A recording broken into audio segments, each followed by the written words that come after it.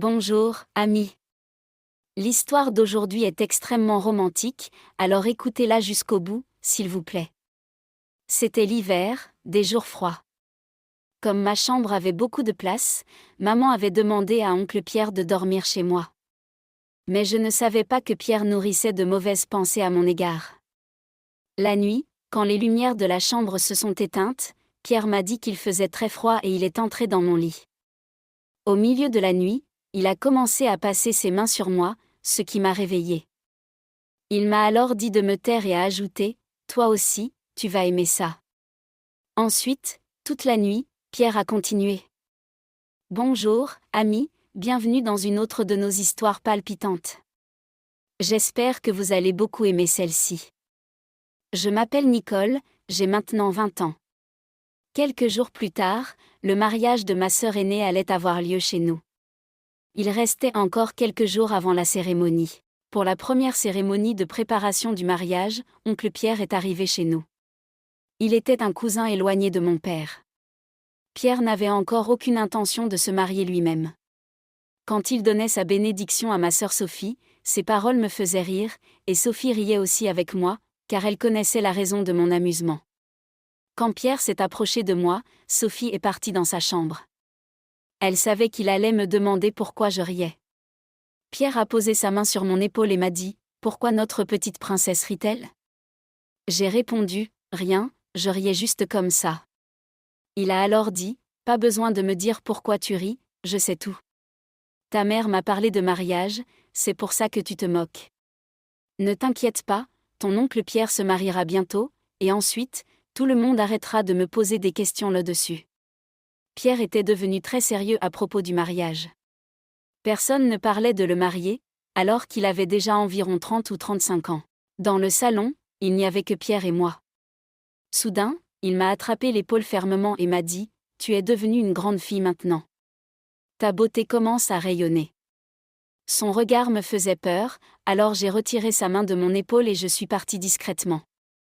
J'étais la plus jeune et la plus espiègle de la maison, et aussi la chouchoute de tout le monde. Au moment du mariage de Sophie, j'étais encore la petite dernière. Mais à cet âge, je n'imaginais pas que quelqu'un puisse me faire ça. C'était l'hiver, et le mariage de Sophie devait avoir lieu pendant les mois froids. Petit à petit, maman et Sophie se sont occupées des préparatifs et des achats pour le mariage. D'habitude, Sophie m'accompagnait le matin à l'université, mais maintenant, c'était papa qui m'y emmenait. Parfois, il était en retard. Maman ne savait pas conduire de scooter. Il me restait quelques jours d'école, mais mes parents m'avaient interdit de prendre des congés. Le problème, c'était qu'il fallait maintenant me déposer à l'école. Pierre était chez nous depuis 2 jours. Ce matin-là, comme d'habitude, je me suis préparée pour l'école et je suis allée dans le salon. Papa venait juste de se réveiller. Il m'a dit « Attends une demi-heure, je me prépare et j'arrive. » Je lui ai répondu « Papa, aujourd'hui, laisse ton travail de côté et emmène-moi à l'école. Depuis que tu me déposes, j'arrive en retard et je suis puni.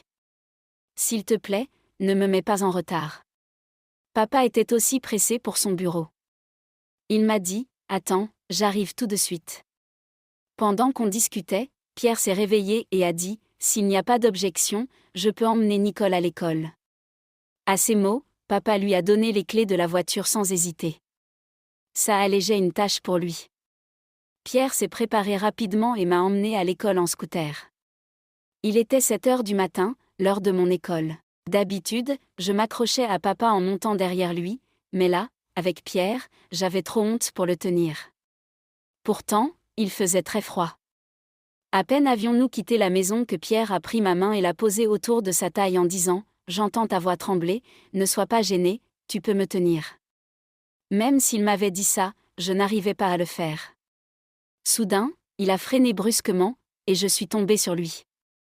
Il a alors attrapé mes 2 mains et les a posées autour de sa taille en disant « S'il fait froid, tiens-moi bien. » J'avais vraiment froid, alors je l'ai tenu. Ce jour-là, j'ai suivi ses conseils, mais c'était ma plus grosse erreur. Pierre avait dit que c'était pour me protéger du froid, mais je n'avais pas prêté attention à ce que je ressentais dans son contact. À partir de ce jour, son comportement envers moi a changé. Il est venu me déposer et me chercher à l'école. Sur le chemin du retour, il me demandait de mettre mes mains autour de sa taille, mais ce jour-là, il ne faisait pas froid, car le soleil était déjà haut. J'ai refusé catégoriquement de le tenir. Par la suite, Pierre a commencé à m'emmener à l'école tous les jours. Petit à petit, son toucher devenait étrange, et moi aussi, je commençais à me sentir mal à l'aise. Avant, maman me mettait de l'huile dans les cheveux et me faisait de belles tresses tous les jours. Mais avec les préparatifs du mariage de Sophie, elle n'avait plus le temps pour moi.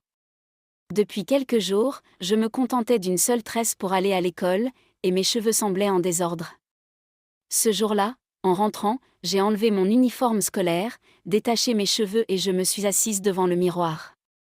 J'ai dit à maman, « Aujourd'hui, fais-moi une belle tresse avec de l'huile, s'il te plaît. » Depuis 2 jours, je n'ai qu'une seule tresse, et je me sens sale.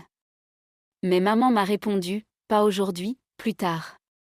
Je dois aller faire des courses pour le mariage de Sophie. » Elle est partie avec Sophie au marché. Je n'ai pas eu le temps de me faire coiffer, alors je suis retournée dans ma chambre. Mais Pierre m'a suivie. En entrant, il m'a dit, « Nicole, ce que ta mère n'a pas fait, je peux le faire pour toi. » Son regard me mettait mal à l'aise. J'ai refusé son aide, mais il m'a assise au bord du lit et a commencé à mettre de l'huile dans mes cheveux. En le faisant, j'ai soudain senti sa main sur mon dos, ce qui m'a troublée. Je lui ai dit, « Pierre, pourquoi passes-tu ta main sur mon dos ? Je n'aime pas ça, enlève-la, s'il te plaît. » Mais il a ri et n'a pas voulu retirer sa main. Au contraire, il a commencé à ouvrir la fermeture éclair de ma robe avec son autre main. En voyant ça, je me suis vite éloignée de lui et j'ai crié, « Qu'est-ce que tu fais ? Je n'ai pas besoin de ton aide. » Puis je suis sortie de la chambre. Pierre m'a poursuivi, m'a attrapé la main, mais à ce moment-là, tante Marie est entrée dans la maison. Elle venait aider à la maison à ce moment-là. En la voyant, Pierre a lâché ma main. Voyant mon visage en colère, Marie m'a demandé, « Nicole, qu'est-ce qui te met dans cet état ?» J'ai essayé de lui expliquer, mais Pierre a interrompu, « Marie, fais-moi une tasse de thé, s'il te plaît. » Nicole m'a donné mal à la tête avec une question de maths. Je lui ai expliqué 10 fois, mais elle ne comprend pas, et elle est partie énervée. Il avait menti à Marie. Ça voulait dire qu'il se comportait mal avec moi et ne voulait pas que je parle à quelqu'un. Alors je n'ai rien dit à Marie et je suis sortie de la maison. La nuit, Pierre est revenu dans ma chambre. J'avais ma propre chambre, mais elle était petite, à peine assez grande pour 2 personnes. Dès que je l'ai vu, j'ai éteint la lumière et me suis cachée sous ma couverture pour faire semblant de dormir. Pierre a rallumé la lumière et a retiré ma couverture. J'allais me fâcher, mais il s'est tenu devant moi et m'a pris les oreilles en disant, « Nicole, donne-moi une chance de parler. Il y a eu un malentendu. J'essayais de te coiffer, tes cheveux s'étaient coincés dans la fermeture de ta robe, je voulais juste les libérer, mais tu t'es énervé et tu es parti. » À ce moment-là, ces paroles me semblaient sincères. J'ai dit, « D'accord, mais pourquoi es-tu là maintenant ?» Il a répondu, « Je voulais juste discuter avec toi. J'ai remarqué que tout le monde dans cette maison court après ta grande sœur. Personne ne voit qu'il y a une autre fille ici. L'injustice, je ne la supporte pas. Si je n'étais pas là, personne ne s'occuperait de toi. Le mariage de Sophie est important, mais toi aussi, tu mérites de l'attention. Ici, personne ne se soucie de toi, mais ne t'inquiète pas, que les autres te voient ou pas, moi, je serai toujours là pour toi. Tu n'es plus une petite fille, tu dois apprendre à te défendre. » Il y avait du vrai dans ce qu'il disait. Vraiment, personne à la maison ne se préoccupait de moi. Tout le monde était occupé avec le mariage de Sophie. Mes études aussi étaient importantes, mais mes parents semblaient l'oublier. Je n'étais plus si petite que ça pour ignorer leur comportement. Voir que Pierre se souciait de moi m'a fait plaisir. Je l'ai pris dans mes bras, et lui aussi m'a serré contre lui. Je l'ai remercié pour ses bonnes intentions. À partir de ce jour, une image positive de Pierre s'est formée dans mon esprit. Le lendemain, quand je partais à l'école, Pierre me prenait dans ses bras. En rentrant, il me donnait son téléphone pour que je m'amuse avec. Avant, personne à la maison ne me laissait toucher un portable. Pierre comprenait les envies des jeunes de mon âge. Un jour, alors que je regardais son téléphone, maman est entrée dans ma chambre. En me voyant avec le portable, elle s'est fâchée. Mais je n'étais plus une petite fille pour accepter ses reproches en silence. J'ai dit, j'ai juste passé un peu de temps dessus, qu'est-ce qu'il y a de mal à ça? Ce jour-là, j'ai répondu à maman pour la première fois. Je passais de plus en plus de temps avec Pierre. J'avais l'impression qu'il était mon ami. Notre amitié s'est renforcée. Il m'aimait beaucoup, me gâtait pour des petites choses et complimentait mon intelligence. J'aimais tout ça. En somme, Pierre était devenu comme un bon ami pour moi. Mais tout ça n'était qu'une fausse sympathie. Il faisait des choses avec moi dont je n'avais aucune idée. Un jour, comme l'école était fermée, je me suis levée à 10 heures. Tout le monde avait pris son petit déjeuner et était parti travailler. Il ne restait que Pierre et moi à la maison. J'ai décidé d'aller me doucher et de retourner dans ma chambre. Mais soudain, Pierre est entré. En le voyant, je me suis cachée derrière le rideau et j'ai dit « Pierre, sors un moment, je vais me changer ». Mais il n'a pas écouté et m'a attrapée par la main pour me tirer hors du rideau. Il m'a dit « Nicole, je t'ai déjà dit que tu n'as pas à avoir honte de moi. On dirait que tu ne me considères pas comme un proche. » Je me suis demandé s'il pensait vraiment ça. Il a ajouté « Si tu n'as pas confiance en moi, laisse-moi au moins faire quelque chose pour toi. Je vais te coiffer. » J'étais en short à ce moment-là. Pierre a commencé à me peigner, mais sa manière de bouger les mains me mettait mal à l'aise. J'avais honte de lui demander de l'aide. J'ai dit « Pierre, tu m'as assez aidé, sors maintenant, s'il te plaît. » Mais il a commencé à complimenter ma beauté. Il a posé sa main sur mon épaule et m'a regardé de haut en bas. Je sentais que son regard était malsain. J'ai paniqué et lui ai demandé plusieurs fois de sortir, mais il refusait d'écouter. Soudain, la voix de papa a retenti dehors. En l'entendant, Pierre est sorti précipitamment de ma chambre. Une semaine a passé après ça. Petit à petit, d'autres invités ont commencé à arriver à la maison pour le mariage. La foule augmentait, et leurs sacs ont été placés dans ma chambre. Cette nuit-là, maman a amené Pierre pour dormir dans ma chambre. Elle m'a dit, les autres invités dorment dans le salon, mais Pierre a froid dehors, alors laisse-le dormir ici.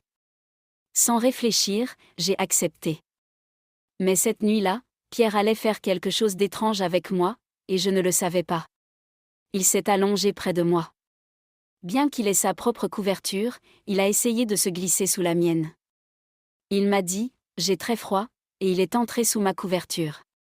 Dès qu'il s'y est installé, son comportement m'a semblé bizarre.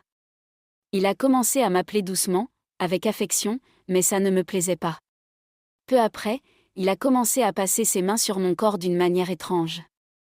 Je ne comprenais pas ce qui se passait. Soudain, il m'a pincé la taille, et j'ai crié fort. J'essayais de me lever, mais Pierre m'empêchait de bouger. Il m'a dit, dans cette maison, je suis le seul à vraiment prendre soin de toi. Tu es grande maintenant, et les grands font ça. Ta famille ne te l'expliquera pas. Reste tranquille et profite. Ces mots ne me semblaient pas justes. J'avais l'impression qu'il allait faire quelque chose de mal, et j'essayais de le repousser.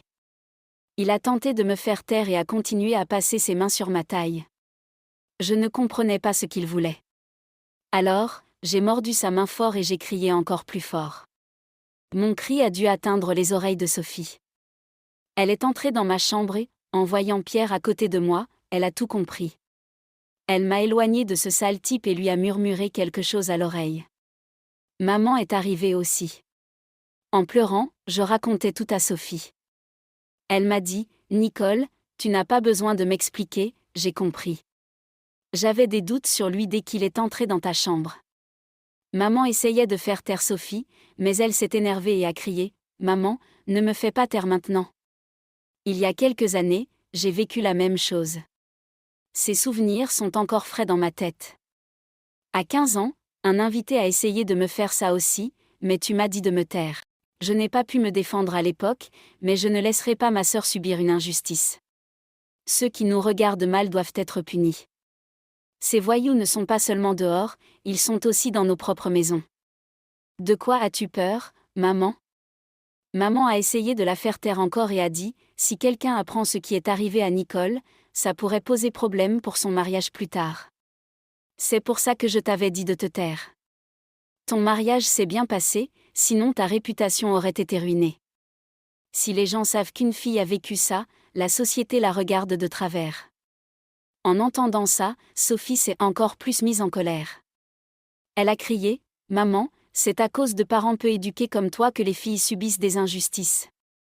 Aujourd'hui, par la grâce de Dieu, il ne s'est rien passé de pire avec Nicole, mais s'il était arrivé quelque chose, serais-tu restée silencieuse ? Dans cette société, on regarde mal les filles victimes, mais ceux qui font ça n'ont pas le droit de se promener librement. Tu es ma mère, mais je ne suis pas d'accord avec toi. Je vais porter plainte contre ce salaud à la police. » Sophie m'a emmenée au commissariat. Cette fois, papa nous a soutenus, et les autres membres de la famille ont compris Sophie. Tout le monde voulait que Pierre soit puni. À ce moment-là, maman a réalisé à quel point sa façon de penser était dépassée. Pierre avait essayé de me manipuler avec ses belles paroles, de me monter contre ma famille et de gagner ma sympathie. À ce moment-là, je n'avais pas vu ses vraies intentions. Mais finalement, ma famille m'a soutenue. En vérité, une mère devrait expliquer à sa fille, dès qu'elle grandit, la différence entre un bon et un mauvais contact. Mais certains parents ont honte d'en parler ou ne savent pas comment faire. À notre époque, il est crucial de rester vigilant face à ces gens, car ils sont souvent proches de nous. Alors, amis, voilà l'histoire d'aujourd'hui. Qu'en pensez-vous ? Dites-le nous dans les commentaires. Si vous avez aimé la vidéo, mettez un like, partagez-la et abonnez-vous. Merci.